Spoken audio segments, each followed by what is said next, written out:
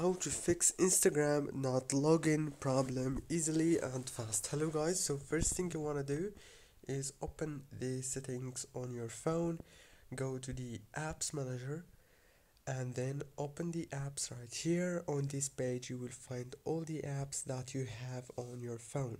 So all what you want to do is wait a few seconds, and after that you have to scroll until you find Instagram and then click on it like this.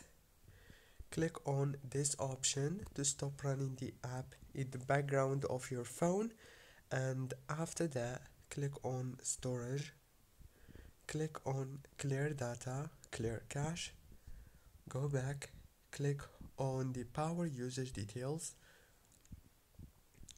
go to the power consumption alert and then disable it and enable it again.